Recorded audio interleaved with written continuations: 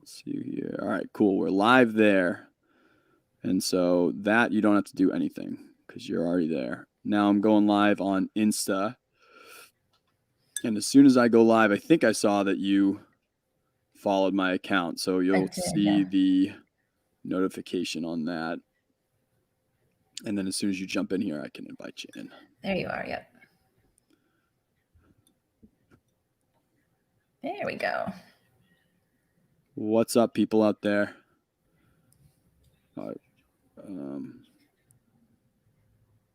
There we go. Requesting you in.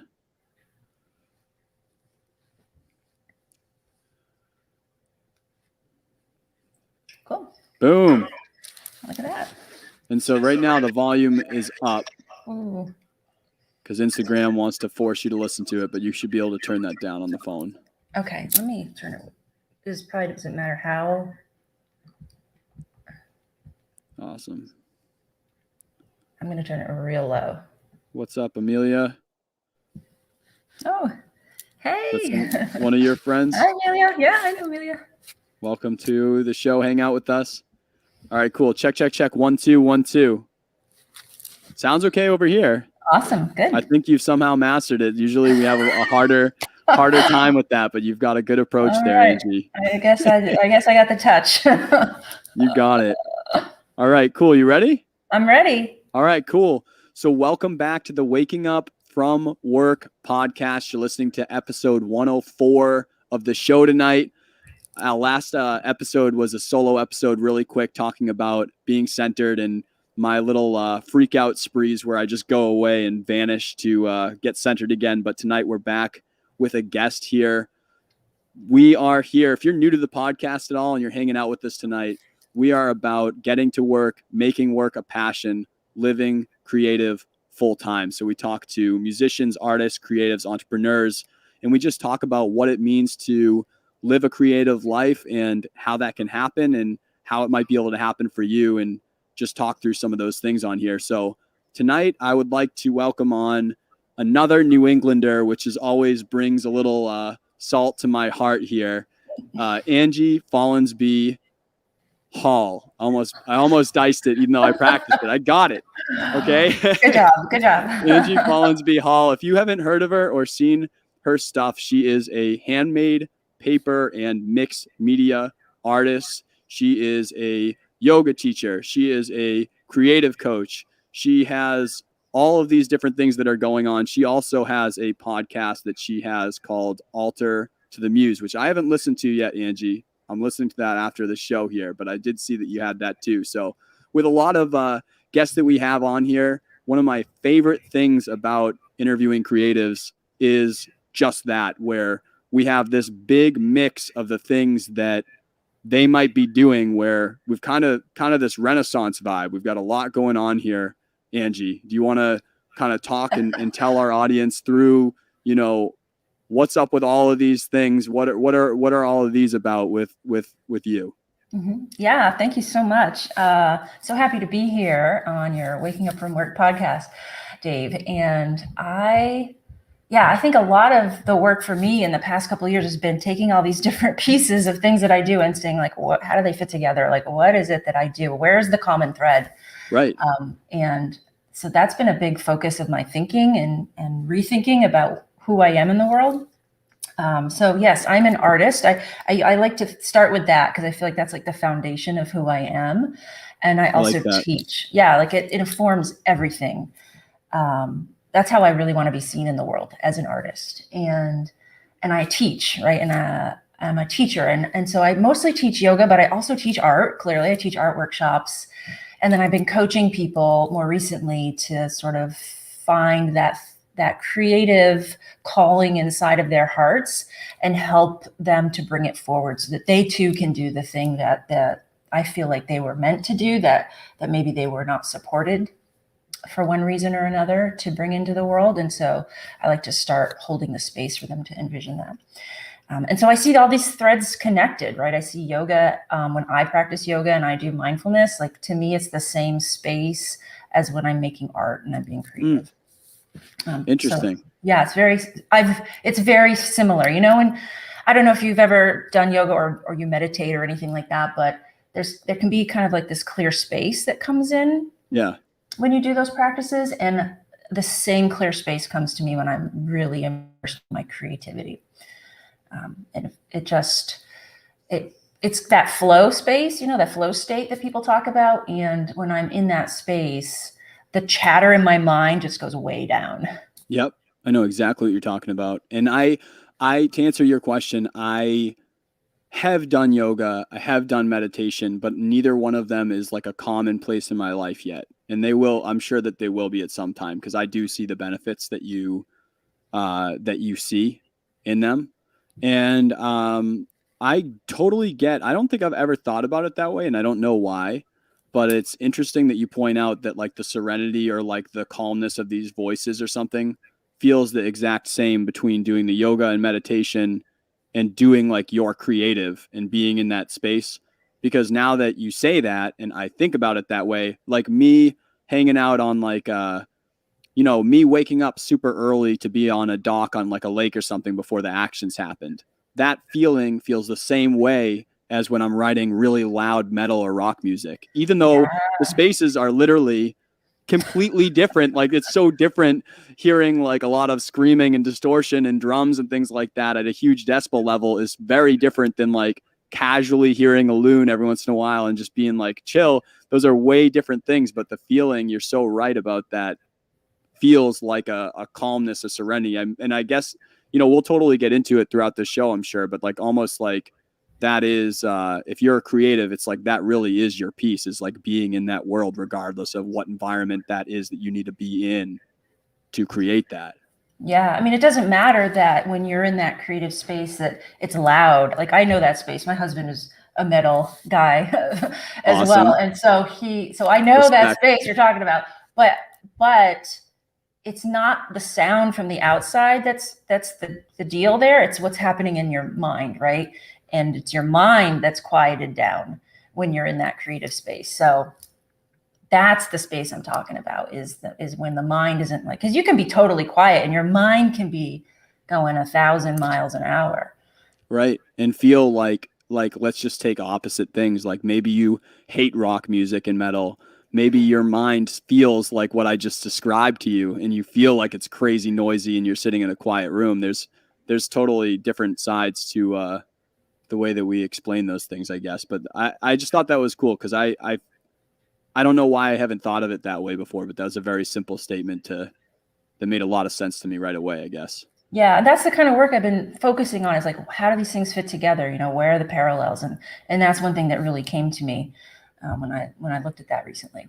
So I guess like I want to pull apart, because you're talking about how do these things fit together. So if you're figuring how do these things fit together, that means that you started each of them for like kind of different ways, like either something pulled that out of you that you had to create that thing, or something in life started happening. Like what started some of these things? Like I know before the show, like really quickly, you're like, hey, I can't really talk about my story to coming to be this thing, because it's like I've just been this thing. Like I have been this for so long, but it's like, where do these pieces come together? Like how did these things come into life where you were like, I'm pulled to, like yoga? I think that what you just said, right? Yoga has that same thing, but yoga doesn't necessarily have to go one-on-one with being this paper and mixed artist thing like that, or being a creative coach. Like they don't have to be those things. So something about who you are and the way that you have lived life, or all those things, your essence is pulling you towards those things. Where did they come from? How did those things happen?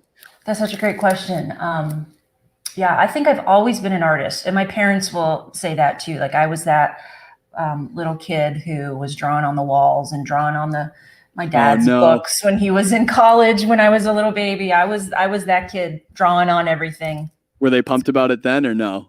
They've always been supportive, right? And I like to say that my parents don't identify as being artists or creatives, but I see how they've always been those things, and they've really been super supportive. Like never in any moment of my path have they said, why do you want to be an artist? So you can't make any money doing that. Like they never said that to me. Oh my God. I love that. Yeah. I mean, they definitely said, well, you might want to think about having some business skills or something like that. That's been in the conversation, but they've been really supportive. So yeah, since I was a little kid, I was always drawn to the arts. I always had a journal. I always had crayons. I remember getting like a new box of Crayola crayons is like the most amazing thing It in the still is. universe. Let's just be honest here. It still really is. Absolutely. Yeah. There's just like the smell and they just are beautiful.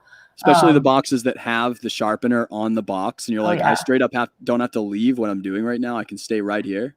Yeah. And then there's something about turning the crayon in that little thing. Yeah. Yeah. I'm with you. Yeah. So, and I also like crafts, right? So not only did I like drawing and painting and that sort of thing, but I used to like hook rugs and like bake friendship bracelets. And I'd spend a lot of time doing that. My mom is actually, I was actually born in Sicily. My Awesome. dad was in the Navy. He was stationed in Sigonella, which is a base in Sicily. And he knew somebody who was, who introduced him to my mother, who was born and raised in Sicily. All her family is in Sicily still. And so they married there. I was born in Sicily. And then when I was about 18 months, they decided to move back. He was honorably discharged from the Navy, and my parents moved to Vermont. And they first moved to Vermont and then eventually to New Hampshire. Okay. And when my mom was in Sicily, she trained with a seamstress. She was an apprentice. So she is able to sew. She has mad sewing skills. Like she sewed little teddy bears. She sewed dolls. She sewed funky hats. She sewed curtains for people and sofa covers. So I say she wasn't an artist, but she definitely has some skill there. And I actually think she's a supremely creative thinker. I think I owe a lot to how I view the world, to how she looks at the world. I can't agree with that more, because the reason why, like, people, I've said it on the show before, but like, I am an audio engineer. So a lot of people assume that when I tell them I have a podcast, they're like, oh, cool, it's about recording studios.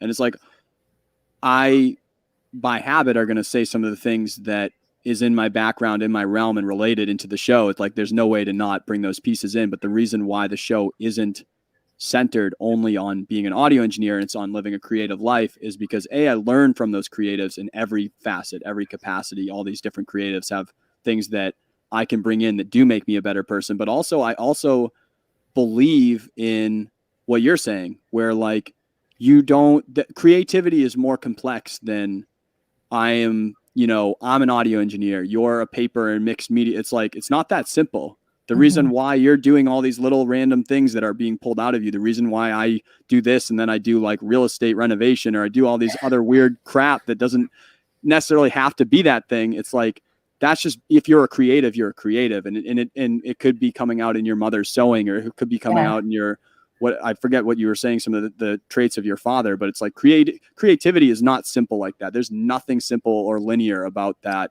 way in us. And it really is in every person. And it just depends on like, where is that coming out? Like what's the travel method of that, I feel like. Yeah, absolutely. I totally, of course, agree with you that we are creative, and how it shows up is in all kinds of ways. We tend to think, oh, it means you must be a musician or a painter or whatever. We kind of categorize and box in what that means. Always. But it's so much more than that.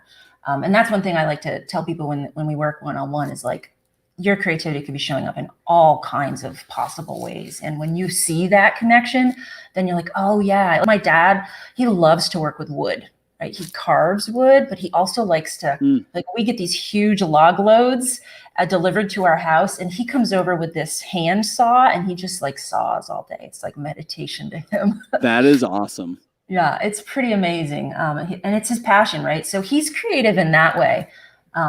And I see that now. Like, I don't think I saw that much when I was a kid, but I really see that's where I get it from. I made that connection now. So, when I was in high school, I tracked into art pretty easily. I thought I was going to be an art teacher because that's just what in, small town New Hampshire, that's what I saw as a possible career choice for the arts that made money. And so I went to college to become an art teacher, and was a couple years in that I had this sort of revelation. It was a few things. So one thing was that I had summer jobs, right? And one summer job I had was working in a kind of a factory-like setting that we worked with like reflective coating, and I was like scraping off reflective coating off of little pieces. And I had this moment, it was like, this cannot be my life. There was no way that I'm going to be stuck in a building all day long. I knew in that instant that this was not going to be my life. I was not going to be defined by that. Was that like a one moment thing, Angie, or was that like one day you're like straight up, you're like, wow, like something hit you like a object? I came home from work and I don't know, it was like 6 p.m. or something. And it was summer, so it was still light out. And I was like, this sucks. I was like, I've been in that building since like 8 this morning, and this is not going to be my life. And I knew it. And I remember like where I was in that moment. And so that happened. And then I had another moment where I was in a sculpture class and we were watching a video of an artist named Christo. I don't know if you've heard of him. One of his most famous pieces is called Running Fence, where he stretched, like he does these weird things, like he wraps building in cloth, like gigantic buildings. I think he's passed recently. So he had this running fence where he ran this, like, basically it was a tall piece of cloth, like something like 30 miles into the river, into the ocean of California. So it started in a rural location and it wove across the landscape and into the ocean. Oh my and I'm God. watching this video of this guy and I was like, he makes a living doing this? Like, this is his job? Yeah. I was like, that's the coolest thing I've ever heard. I want to be an artist. That's crazy. Yeah. I was like, if he can do that, then I can figure something out. Totally. I just picture seeing him doing this, right? Like 30 miles. I picture this guy walking with the cloth and like doing it. And then like someone be like, yo, what are you doing out of here? Be like, my job. Like, Can't I just work my job? Like, come on. Like, you're just like, that's crazy to think about that. Is like, that's the day to day is like that, but also like the planning of it, all the planning of like how it's going to happen. Huge. That's the job. Like, he had to like get things cleared through all the different towns that he would be going through. So there was a lot of that kind of work, and he had to have elaborate sketches and oh my God. And you can imagine he's going through rural locations in the 1970s, and people are like, "What on earth are you doing? What is this art that you speak of? You call that art?" Like, but when they saw it, this is what was captured in the video. Like when they saw it, they would go, "Wow!" It was just a scene of a farmer like, "Now I get it." He was like, "I see it now," and I was like, "That's who I want to be." And so those two moments like solidified it for me. I changed majors. I said, I'm going to be a fine artist. I dropped I hadn't taken any education courses by then. And I was like, I'm going to be an artist. And so that's what I did. So when I graduated, I was like, I'm going to make this work. You know, I did part-time job cleaning houses and I booked shows. I like had show after show after show. I sold work.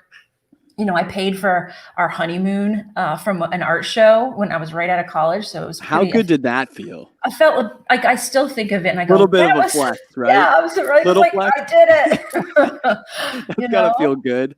So I've just always been uplifted by doing this work. And I was like, there's no other option. This has got to work.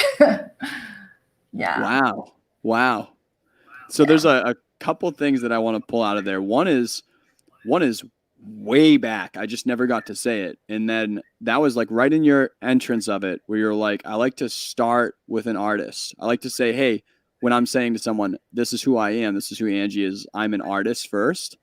I saw a piece of social content the other day from actually another guest that we had on the show, Sean, who's an audio engineer, but he does a lot of the talks of like this creative acceptance of like a creative life and like the judgments and all this stuff that we're talking about, the mindset of being a creative or being allowing yourself to be that creative. Right.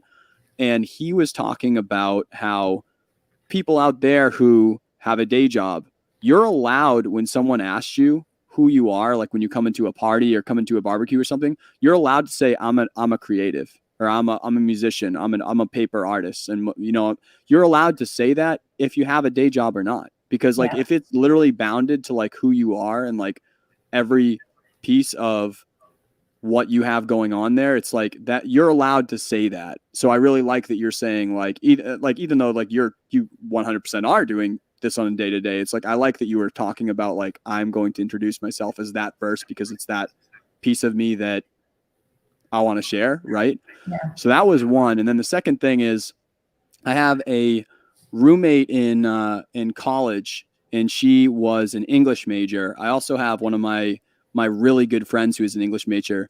Both of them were not in it for a teaching degree. And I just remember, like, I got enough flack. You know what I mean? You go out there enough and you're like, I'm going to school for music or I'm going to school for art. You get enough flack anyway in day to day of being like, how are you going to do this thing? How are you going to, like, all that crap, right?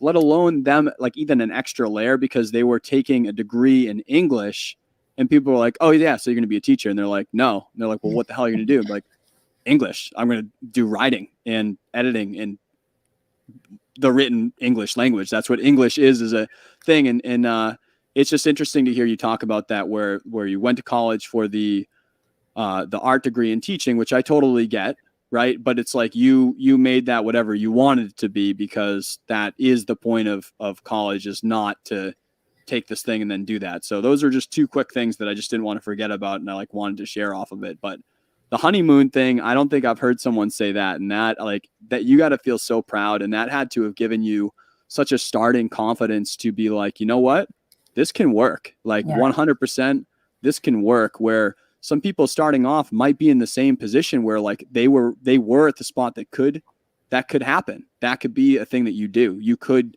make that happen, but sometimes like that confidence isn't there. Did you feel anything? Did that give you think any type of head start and being like, you know what, I can do this 100%. Like I'm going to go do this when I get back from the honeymoon. And yeah, it totally did. I mean, it validated it for me, I was so in love with what I was doing, and then to have people want to buy it, like, that's like, you can't ask for better. Like if you're making the thing you love and somebody wants to buy it and pay you for it, there's something about that completes some circle that feels completely fulfilling. So I would say that it definitely said to it helped me to say to myself, you can do this, it can happen. And it's not to say that, it's been, I've like flown in a direct linear projection since that time. It's definitely been up and down. And I certainly added other things to what I do. But what it said to me was, you can do this. Like, this can happen. So, right. Yeah. And I don't know if I didn't sell anything from the show, I don't know what would happen, but that didn't happen. So I didn't have to worry about it. Man. Yeah. I love that. So I guess like, there's some other things that I want to get into in the spaces that we're talking to, but I want to get narrow for a second, just because this is I always tell people on this show, because we're talking to creatives, and because I was explaining earlier, I'm really vague on what creative even means, because I like to pull all these different conversations into the mix. So I've interviewed, craft brewers or mead makers or just straight up business people, sales, and all these things that could be helpful in this area. But one thing that I haven't had on here yet is the type of art that you do, this mixed paper and things like that. I have not seen that before personally. I would say, I always tell people that I am lopsided, where I don't do as much physical art myself. A lot of it is multimedia types of creation for me. So I'm always fascinated with any physical art that I bring on the show to talk about, because it's just not my wheelhouse. But yours, a step further, I really haven't seen that style. It was really interesting to me when you approached me to see that. Where did that come from? Where did this style of art that you create? I saw on Instagram the other day, like the blender of paper and stuff. And I was like, all right, I can so get on this. I love when people do like the little, let's just see what happens. Like that's being a maker, is like, let's see what happens by doing this thing that people might even think is ridiculous, but like, I'm going to do it because it's just part of seeing what can happen. Yeah. Where did this art come from, this mixed paper? It's interesting because it came from the education track. So I did take one education class. So I did a couple years at a small college in Elmira, New York, and then I transferred to Plymouth State University in New Hampshire. That's where I went. Oh, that was my undergrad. That was my undergrad. Me too. We are both alums of the same school. Nice. Bunch of Panthers in here. Yeah. So I had a BFA degree from PSU, and but when I was in New York, in Elmira, I took a paper making class. It was paper making as a thing you teach kids, right? It was something to throw in the mix. And this was one of the things, like, I did paper making. And I was like, oh my, this is so much fun. I just want to do it for me. I never stopped. Like, I did it as a lesson, and I just kept doing it. I kept making paper. I haven't stopped since. So that's crazy. Yeah. And you know what it is about the paper is I love the texture. I love the process of it. I love, like you saw, I do it in a blender right now. I used to have a machine called a Hollander beater, which is a huge machine with a gear. I sold it for lots of reasons, but mostly because it was big and bulky and hard to use, and I actually liked the blender better. But Wow. Okay. but I love the process. I love mushing things up. Sometimes I grab plant materials. So paper making comes from plants.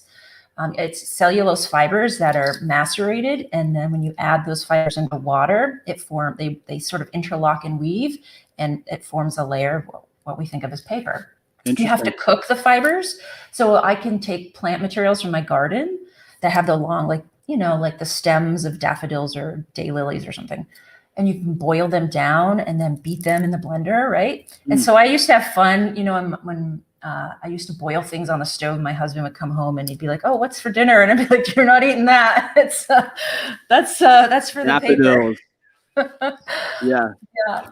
Oh So my God. I love the process of it. I love the whole process of it. And my husband jokes and says, like, yeah, you don't start with a blank sheet of paper. Like most artists start with a blank canvas or a blank paper. I don't even start with that. I have to make it. Right. And I've tried to use store-bought paper. I've tried hard to like it because it would make things simpler sometimes, but I just can't do it. It just doesn't feel right. That's fair. Yeah. Do you ever got like, I remember we had Matt Blanchett from Revelry Studios on here. He does like a bunch of like ridiculously good music videos, but I remember him talking about sometimes when he's like going to the store to buy things, people will be like, why do you need like 6 pallets of like ping pong balls? Like some of the, like the music videos, you just buy the stuff that's just like doesn't make any sense. Have you ever had that when you're buying like blenders or something? Do you have like a special blender or something where you're like, oh, I just really love the NutriBullets. Like that's just really and you're like in the stores and you're like, hey, do you have any blenders that do like this? I'm looking to just like put pounds and pounds and pounds of paper and plant materials in there for the rest of its life on the planet and just blend them up. Do you ever have any weird stories of like buying materials or getting materials in a weird way where people are like, what the hell are you doing? Yeah, I mean, most people don't know what paper making is. So if I tell them I'm a paper maker, so there's 2 things. So some items I only buy from paper making supply companies, but like the blender, I use a Vitamix. So I have a Vitamix. I have 2. I have one that's for us to eat from, and then I have one that's just for the plants. Boy, that thing zips things up really well. The one thing I can think of is like the mixed media materials. Like when I'll like buy the items, so I put all kinds of weird things on my paper, plant materials or found objects. I'll go to like an antique shop or something. And that's where sometimes that happens, where I'll be buying something like, oh, actually I make paper. I'll buy an old book. I'm like, well, I'm just going to be ripping this thing up and sticking it in paper anyways. And that's when people will look at me like, they're going to what? I have had that happen. So I was making something out of like an old cigar tin. So if you go to an antique store, I guess they used to put cigarettes and cigars in these lovely little tins. They're collector's items these days. Like some of them can go for a lot of money. And I was looking through some at an antique shop once. Wow. And the guy was like, oh yeah, let me show you my special ones. And I was like, well, before you show me the expensive ones, you got to realize I'm going to sand this thing down. I'm going to glue handmade paper to it. I might poke some holes. And he was like, okay, you don't want these. He almost like was going to cry because they're worth so much money. He couldn't imagine me doing that. Oh no. That's awesome. Yeah. What a cool art. I mean, I'm going to have to dive into it more now that I've like found your stuff, but that's something that I haven't personally been exposed to before. So that's an interesting medium. Yeah, it's a different medium for sure. Yeah. Yeah. One thing I want to talk on, because we were kind of like taking pieces of it from our conversation before, but this point that I think it was a conversation that you had before the show was creativity is like a muscle and we use it over time. Basically, your thesis is that, creative isn't necessarily like a talent or like you're not like a born with it type of vibe. Like creative is something that you have to use to develop or create. Do you want to talk through that? That I'm sure that probably comes from some of your creative coaching maybe, but that thesis I really enjoy, I guess. I want to understand more. Yeah, I think I can't say I don't believe in talent. I think, and I actually looked this word up recently, and talent was defined as like a propensity for a certain kind of skill. And I do think that some of us are like, you're drawn to music. right?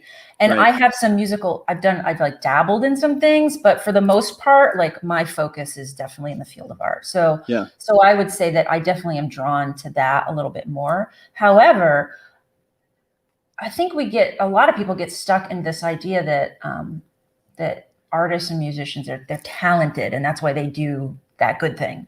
And I think that's a false narrative. And I don't know where it comes from. And I have a lot of feeling that a lot of this comes from our schooling, right? That I think part of it is oh, well, I'll let you go because I agree with no, that point as well. But it's a defense mechanism, obviously. It's something like, this is why this isn't an obtainable thing to me. And it's just like, it really sucks to hear that anything's obtainable to you to some degree. But like, because it's now things are immediately difficult where it's like, okay, if I could have that, but I have to do this ridiculous amount of things. But it's so easy to just be like, oh, I can't do it because that guy's just like straight up born talented. right, But exactly. school, I also like, I could go off I have on some episodes. I totally could go off on school, Yeah. but what were you saying on that? Sorry, Angie. No, I think you're so right. I think you're so right about that. That it's a cop out. You know, it's if you say like they're talented, then you're off the hook, right? Yes. And the truth is that talent is really what looks like talent or skill is just hours and hours of practice. Yep. You know, musicians know this really well because if you want to learn an instrument, I mean, you're going to suck at it unless you practice. There's no way around. I live with a musician. I listen to him practice guitar I've been listening to him for over 20 years. God bless you. God bless all of the music significant others out there. The people, there's a lot that they have to deal with. I'm sure that there's some stuff where like hey, what's cooking? And you're like, don't eat that. Dirt. Yeah. There's always an interesting household when you're living with a creative, but definitely God bless the significant others dealing with I mean, that's a lot of learning music that happens that doesn't sound pretty to start, or you hear, or I think I said to him once, oh, that was a really nice song I heard 1,000 times, you know, as he's trying to learn it. You know, you just get used to it. It sort of falls to the background. But musicians know, like, if you want to learn that piece, if you want to master that instrument, you have to commit to it. You have to pick it up. Like, talent might play a part, but that's not the only thing going on there, right? So it's a practice. Creativity is a practice. And I like to say it's like a relationship. You know, I've been married. I like to tell people, and I'm married to my high school sweetheart. So we just celebrated our 30-year anniversary. Congratulations. Thank you, of being a couple, right? And we started in high school. So if you want a good relationship, you have to make time for it, right? Right. It's the same with your creativity. You have to make time for it. You have to have a relationship with it. You got to say, hi, how you doing? And you got to like spend some time with it, preferably every day, if not at least every week. And so building the practice, it's like yoga, right? So I'm a yoga practitioner, and I know that if I want to really be in my yoga practice, I got to commit to it. I got to do it. I could do it once a week. There's a little benefit. If I do it every day, is a little bit more. So yeah, that's the huge thing for me is reminding people that, like, I was talking to somebody on a coaching call once, and I said, you know, it's like this person was a yogi. And I said, you know, your creativity is just like your yoga practice. If you want to master a handstand, you can't just do it once and go, I either get it or I don't. I either have the talent to do it or I don't. Yeah. If you want to do a handstand, you better start practice on it. You better start working on it. You've got to figure out, what are my steps? I got to come to it every day. And then one day, poof, you're up there. It might be years after the first day you decided to start, but you have to come to it over and over again. And it's no different with anything else. Yeah. Yeah. I am definitely with that. Like, definitely, you know, I think that, like, once again, there are levels and complexities to it where, like, a lot of things that we say, like, oh, that person's talented. I think that there is something to that where I'm echoing a little bit on you. Is your phone creeping back up on us a little bit? Let me see if I can turn it down a little bit. Sorry, I think it's creeping on us. I was hearing it. Yo. Check. 1 2. Better? That sounds a lot better. Yep. Okay. When people say that someone is talented, I think that they're that's not unwarranted. There is something to that, but I think that it's much more complex than saying the person's talented so they can just do the thing. I think that it comes from literally everything in essence about that person, of how that person has lived life, forms factors that innately make them better with certain vehicles, or more apt to be able to pick up something and run with it than other things. You know what I mean? If someone growing up, my dad used to listen to Pink Floyd and Led Zeppelin in the car. So it's like I grew up, I can't just play Led Zeppelin or Pink Floyd by listening to it, but because I grew up with years and years and years and years of listening to that in a car for 10, 15 years before I hit a drum set. When I hit the drum set, I could pick up rock a lot quicker than any other thing because I've been listening to it. You know what I mean? There are things that could be perceived as a talent, right? Someone could be like, oh, he's talented at drums. He picked up drum set like really quickly for rock music. He's able to play rock clubs like really young.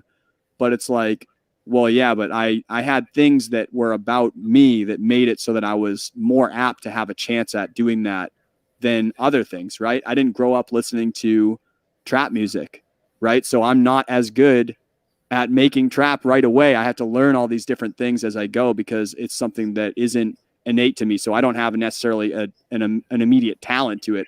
I think that is more along the lines where we should be understanding like where those things are coming from, is just that people have certain things about them. And maybe it's not like, you were listening to music thing. Maybe it's just like you did this X as a job. Like you were saying, like you did this in a factory. So like these certain actions might've made your hands stronger for a certain thing, or made your eye more precise. It's like all of these things, the culmination of all the things that you do, everything affects who you are and what things are happening. And I believe that gives us certain talent that makes you just more apt to take something and run with it. Whereas we like to think or talk about talent like it's just like, oh, he's talented or she's talented. And it's just like they grab the thing and they just do it. It's like, I think that there are people that can grab a guitar and play it, even though they've never seen an instrument in their life. But I think that there's more happening there than we like to talk about or understand necessarily when we're just table talk conversation on it. Yeah, absolutely. Yeah, I totally agree. And you were saying like you grew up with music in your background. Like I can imagine some families growing up where there wasn't any music played, right? For one reason or another. I think when I think about that, I think of people and what's their access, that they have the access to some of these creative skills. I mean, that's why, I do have a lot of issues with school systems, but I feel like sometimes they're the only avenue for some of these kids who don't have opportunity to experience the arts or the music. They would never have any access to it. And that's why it needs to be supported more in the school, right? That's why it needs to be more than just the extracurricular activity, the part-time job. It needs to be really brought to the foreground because there could be more kids interested in it. That's right. So I think that what we're exposed to, especially when we're kids, has a huge impact on who we become and how creative or how talented we become. Like I think of like Mozart, like when you think of the quintessential, like super talented person, creative person, Mozart, right? But gosh, didn't his father like start to prime him at age 3? Like if he didn't have that dad, would he be who he is? I don't know. Like what's the environment that's creating the opportunity for the talent? Right. No, totally. And that's definitely, something that I want to encourage is obviously like, I want everyone to have a chance at bat. That's why I do this show. And it really sucks when you see that someone has things that are impeding their ability to even get started before they even knew that it was an opportunity to exist. Right. Yeah. That's why I do the work I do. And then I realized recently, so I say that I didn't want to be a teacher and I left that world and I was an artist, but recently I thought, oh, maybe I should be a teacher, right? I don't know, I hit 40, I'm 45, I'm turning 45 in a couple of weeks, and I hit 40 and thought, oh my gosh, maybe I should get a job. And because it happens, like it comes back in circles. Oh my God. For some reasons. I didn't, that's the short end of that story, but I realized that I wasn't going to be the person who was teaching the kids. Like I realized that my role was to save the people who were out of the school system and now in the world, and they forgot that they wanted to be artists. Like I was like, that's that's where I am. That's my role. Yeah, there's a lot of people like that because there's a lot of things.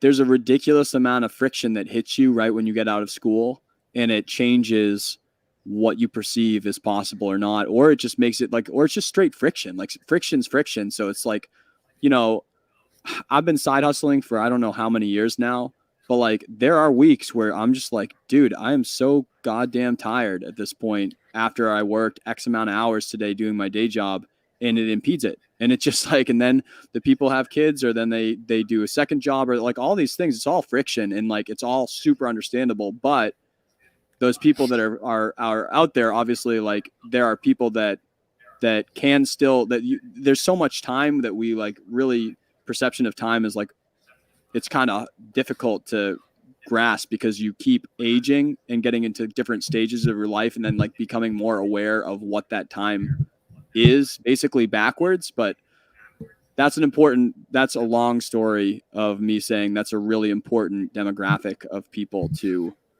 try to help, because there's a lot of things that they have the ability to do that they might not see, or they might be like, damn, I'm tired. I'm out of work. I'm tired, straight up. And I get that. Yeah, absolutely. Yeah. It's as much of a need, and maybe even more so, because when you hit, 30, 40 years of age, you're like, wait a minute, what was I doing? I remember I used to want to be that thing. And wait, what happened? Right, so where did my life go? What's up right now? Yeah. Man.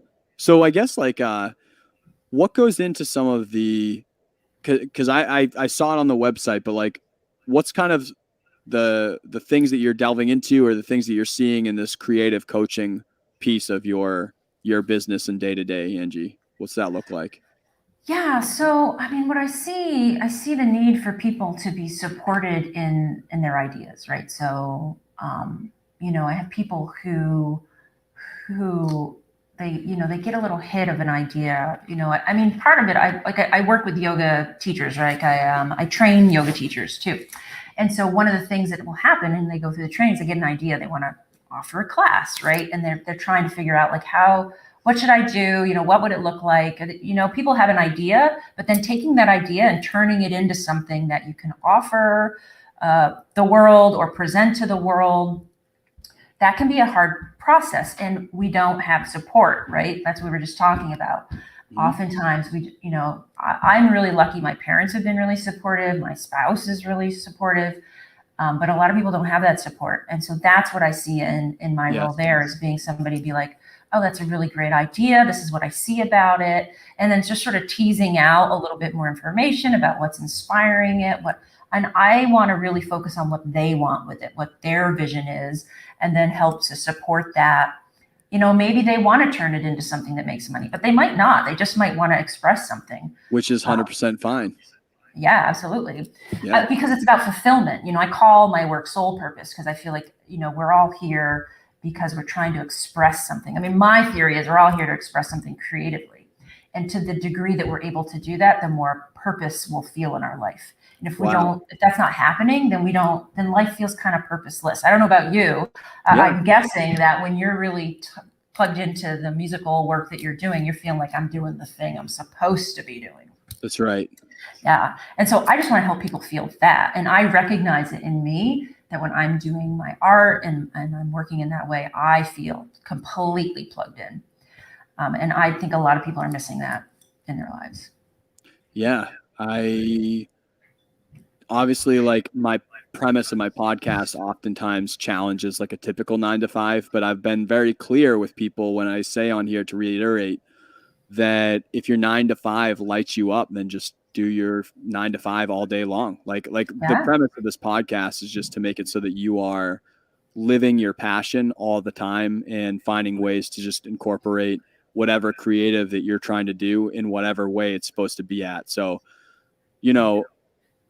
I think that that's just an important conversation to have. And with the support role that you're saying, also extremely important. And that doesn't always have to be like, I think having a coach or like someone to work with one-on-one, that's probably like ultra impactful and creates like large action or large in-depth sections. But that support role can be a lot of things. That can be a podcast of people like, you know, you and I or other people that are talking on these things to just hear stories that give you the support to say, yeah, other people are doing this thing. That can be, you know, a blog or a YouTube channel or some type of content or a book or other stories of people doing the things that you want to do or you want to be able to do or you feel, you know, driven towards.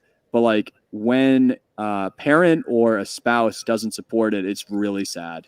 And it totally sucks to see, because I've also been really grateful that my parents have always from day one said, if you want to do music for a living, go for it. My wife from day one has been like, if you need to have people recording in here at 2 a.m. in my house and I need to go to bed, then I hate you a little bit, but I'll wake up tomorrow and we'll be cool. You know, like I'm so grateful to have that. Whenever I see it, like someone's like, you can't do that. Like go do this other thing. You can't do that. And then they don't do it.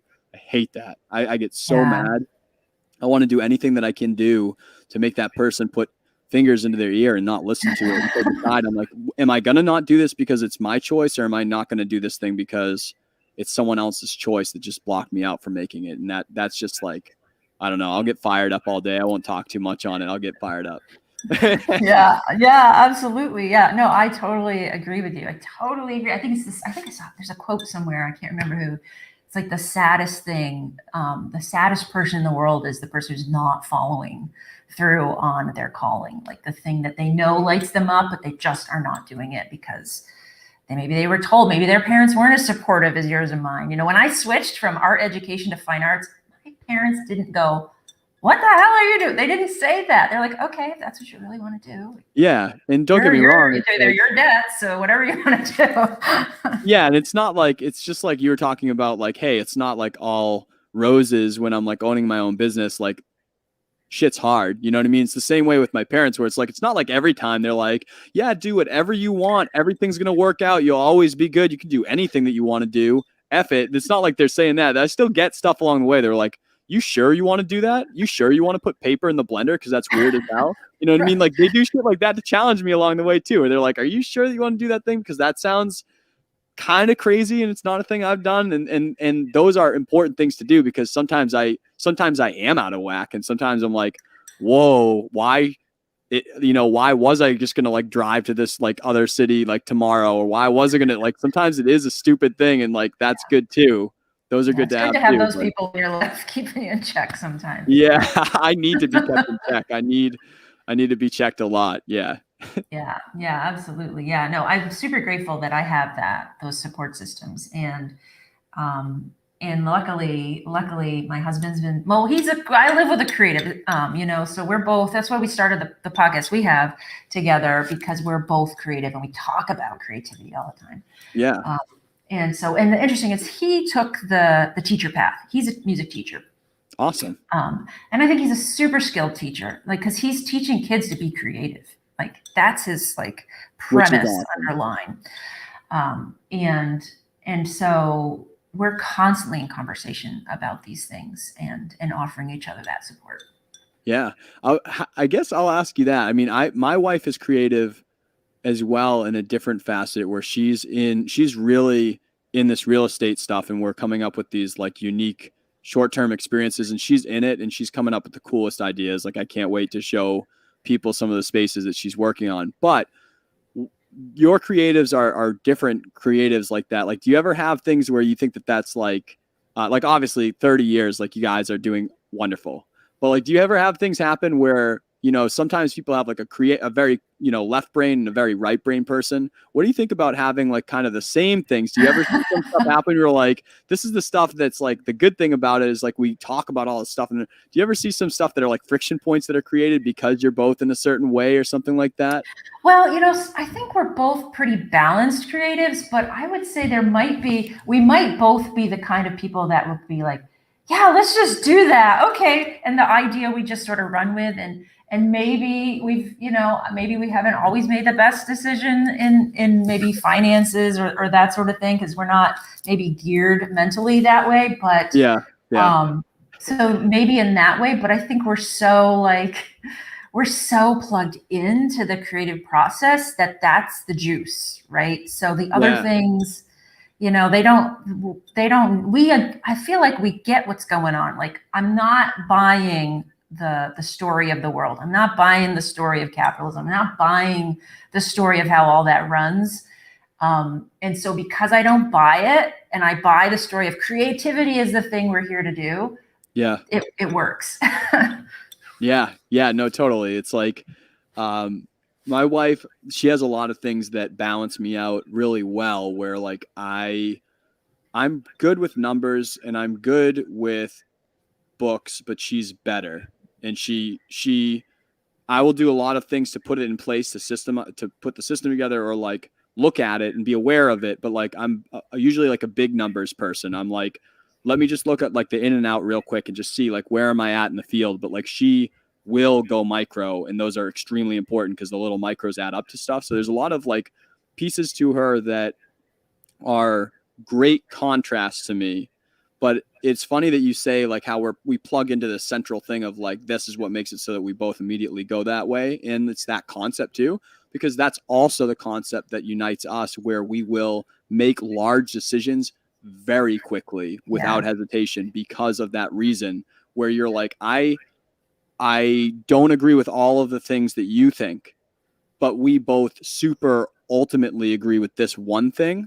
Right. And it just makes it so that it's like, we might have little things that come up, but it's like, I have literally, taken one day, seen 11 houses, and then bought a house for X amount of money, because without like a second thought at all. It's just like, yep, boom.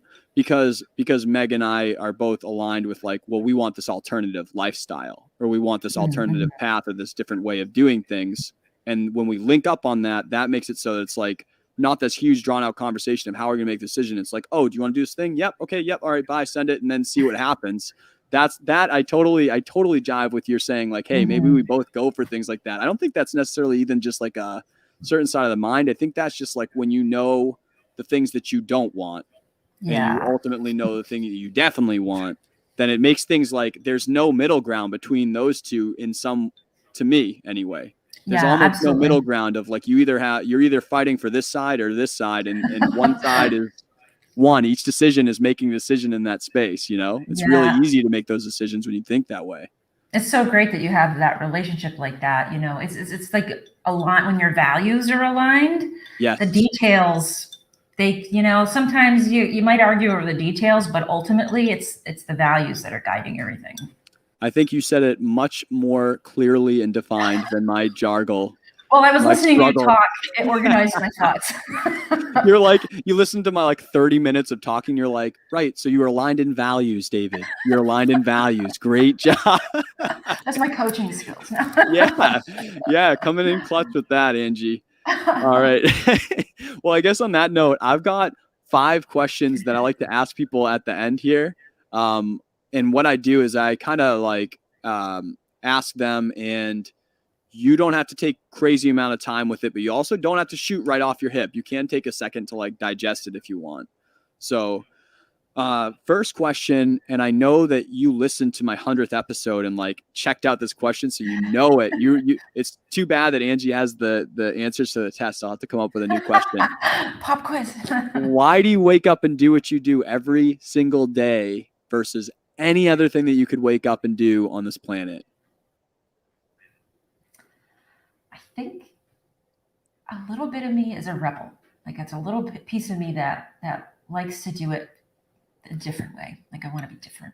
And that's a big piece of why I do things the way I do. It's kind of why like I make handmade paper. Like you said, not many people are doing that. Like I want to do the thing that's a little different. So there's a little bit of resistance to the norm that's happening. But I also know that like, I know that I just can't do anything else. Like I physically cannot, because I've tried. Yeah. I thought, well, having a nice job with benefits and I don't know, that a magical thing called paid vacation could be really great. That's what a concept that is. I've never had that. Like I toyed with that and I tried it and it didn't work very long. Like I physically, like I feel it in my body. Like it's just wrong.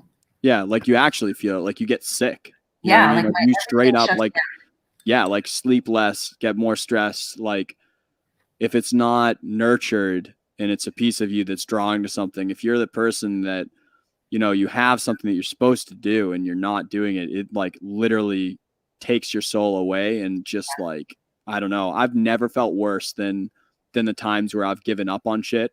Those are the times where like I actually feel sick. I feel like 10 years aged from where I'm at. And I'm just like, holy shit. And those are usually the wake up call moments where I'm like, I'm going to make a big change right now because I am just feeling like garbage. And that's, I totally get it. You have to do it. There's something that you have to do. You have to do it. It's like kind of simple, but complex. Yeah. I don't want to feel like garbage. Maybe that's the better answer. I wake up every day and do what I do because I don't want to feel terrible. Right. Great. Yep. Makes sense. Yeah. Along the way, say that you could take a lesson that you learned and give it to someone, like they just got it immediately. What would you say like the biggest mistake that you have made along the way, or like the worst thing that you've done? You're like, hey, 5 years ago me, 10 years ago me, don't do this thing, but learn this lesson. What would you say? Yeah. I would say don't should all over yourself, right? Like I definitely fall into the I shoulds. Like I just said, like I think, oh, maybe I should get a job that has benefits and paid vacation, right? Like for some reason that thought gets planted in my head. I should do the thing that everybody else is doing. And that never works out for me. And it happened, like I said, it was a few years ago. I thought maybe I should get the job with the benefits and all of that. Yeah. And I went down that path and I thought I would go back into licensure, and I tried that path, and I have even landed a job teaching art. And then I was like, the same thing, like, I can't. And so anytime I hit the thought, like I have to look at it and question it. Like, why should I? Why? What's about that? What's fueling that? Why should that happen? Like some things maybe you should do, but is a should coming from outside? Is it some kind of external expectation, or is the should coming from something inside? Right. They're very different things. And I feel like when that pops up, it's like you have to take a second to figure out why that just popped up. Because it's like, I was telling you before the show, I was like, I should do TikTok more because it's a better platform for some things, right? That should is just coming from me straight up, like analytically looking at things and being like, I am watching people be really good on TikTok, and I know that would be a beneficial thing for me, and I probably would enjoy it, right? That's like a different thing than it's like I should get a job or I should leave my job. It's like, okay, well, that's not a small thing that's based off of like analytics. That's like a true question of like, why should I do that thing? Where is that coming from, for what's drawing that question right now? Is it an external factor or internal? You're so right. Like that changes things dramatically. Yeah. I think people should put the brakes on big time when that word should pops into the head. Like, okay, wait a minute. What's going on here? Yeah. Boom. How's that, listeners? All right. Flip side to that would be, on a more positive note, I think it's all positive, but what's the best thing that you've ever done? This is where you could be cocky if you want to be like, that was the best thing I've ever come up with, like what's the best idea or the best action you've taken along the way? You're like, hey, listeners, you won, 10 out of 10 should do this thing. This is awesome. And it's funny because I thought, well, we hadn't talked much about yoga, and that's such a huge part of my life. And that's the best thing I ever did, was I signed up for a yoga class. I happened to do How long ago? It was, I started in college. My first class was at Plymouth State, but I had babies. I have two daughters. They're both teen. One is turning 19 next week, and one turns 17. So they're like grown up at this point. That's awesome. That's awesome. Yeah, it's super fun. Honestly, they're teenagers, and actually they're fun. But my youngest, this is one of my big stories. She nearly died when she was 3. She had E. coli.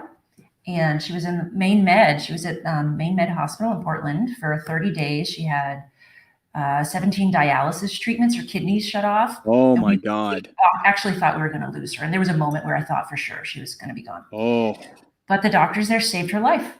But when we came back from the hospital, it was hard for me. It was hard to feel like the world was safe. It was hard to put the pieces together. And I actually didn't make art for a while.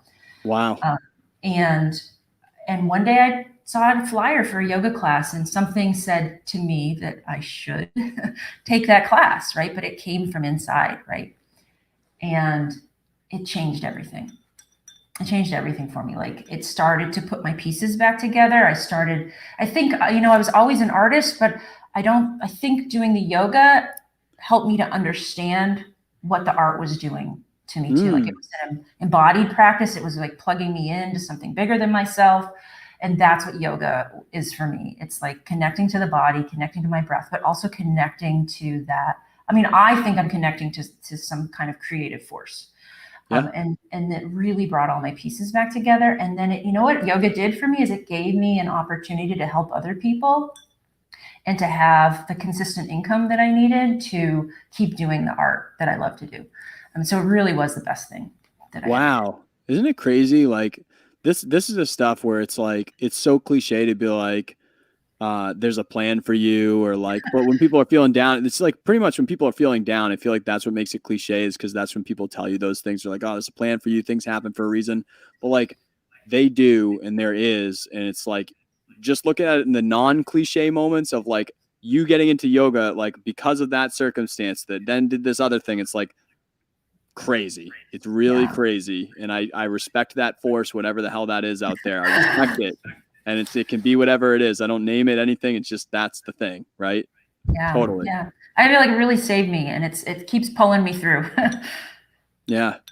What is a resource that you would recommend to the audience? It could be a podcast, a book, a video, a movie, a website. It could be on, any of your creative, on yoga. It could be on anything. What's like some resources or a resource that you really recommend people should check out?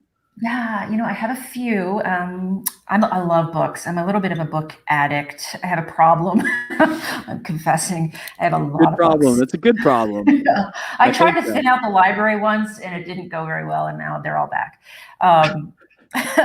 But I wanted to share a book, partly because I don't think indigenous people get silenced the most in our world. And so one writer, activist that I love connecting with is Winona LaDuke. And she has a book called To Be a Water Protector. And it's really about, our environment and the essential need we have to stand up and protect things like the water. Like, if we don't have water, we're in trouble. And this lady just amazes me with the work that she does constantly to defend the earth. And so To Be a Water Protector by Winona LaDuke. It's not directly connected to everything we are talking about, but I think it actually kind of is. Hey, I don't know. I can't really run a recording studio without water. Okay. I'm just saying, right? Like I can buy the really cool microphones. I can buy the coolest rack equipment, but at the end of the day, those sessions are hot. Like I need a drink of water. I need to survive on the planet to be able to be creative. So Absolutely. I'm pretty down. We need it. Yeah. We're 90% water. Mostly a big bag of water. Mostly, yeah. So I think it's really important. Another book I love, I got this within the past year, was Seth Godin's The Practice, Shipping Creative Work. Okay. I haven't read that one, but Seth Godin is the man. Yeah, this is a great book. Like I listened to it on audiobook, and then I was like, oh my gosh, I have to have this book. And then I brought the book home, and my husband was looking through it. And then next thing I know, he's hoarding it and reading it over there. Book thief. Yeah, it's a great book. Which one was it again? The Practice, Shipping Creative Work. Okay. And so if you're a creative of any kind, he just shares, and you can read it in like little blips. It's just like little sections, short sections. You can just open it and read a section, or read it all the way through. I think it's a really amazing book for anybody who's looking to dig into creative work. Very cool. Yeah, very cool. I will 100% read that. He's got a very unique perspective on just about everything. Yeah. He's just a thinker. He's just a thinker. He just pulls things apart and I don't know. He just pulls things apart, I guess. I don't know how to explain it, but it's always fresh with him. He just looks at things from angles that you don't always think of. And then he has experience in the world with lots of different kinds of creatives. So he can bring that in. Yeah, totally. Last one is the easiest, Angie, and that's just, where do people keep up with you? Where do they keep up with all the things that you're doing? So the easiest place is my website, which is my name, angiefollensbeehall.com, where, I have lots of information about my yoga work, the teacher trainings I run, and then my art. I have a gallery on there, and then all the work that's related to my art and workshops that I do, and my coaching work. And you can get me on Instagram, Angie Fall Hall. I'm there the most. I'm also on Facebook, also at my name, Angie Follensbee Hall, Creative Purpose Mentor, but I mostly show up on Instagram. Very cool. Cool. So people, where to check her out. Go check out her art, definitely, because I really thought it was very interesting. So she's got a lot on her website. I went through there a lot before the show. So if you are in the middle of stuff or you're jumping in late, all of those links will be on the show notes page down below. If you're listening on a podcast or wakingupfromwork.com/show notes, you can find Angie's spot there on the website when this comes out. Thank you, everyone who is on Instagram, who is on YouTube or Facebook, for joining us live tonight. If you want to catch this, if you haven't heard all of this, you came in at some point later, you want to listen to this whole conversation, this will be out on podcast platforms, on anything that you listen to on Tuesday. And thank you, Angie, for being on the show. I think that I got the email connecting in some of the concepts that you were about. And then when I jumped into some of the things that you had for content on your sites and things like that, I knew people who are listening, I have not talked to Angie before, but it's like when I talk to you, I just know like we could totally hang out somewhere. I could have these conversations with you all day long. And that's the people I love to have on the show, is people I'm just ready to go to talk about some of these concepts right away. No, thank you. It's been a huge pleasure to chat with you today. I feel the same way. Yeah. Awesome. Cool. Well, thank you guys. That's episode 104. Let me get out of here.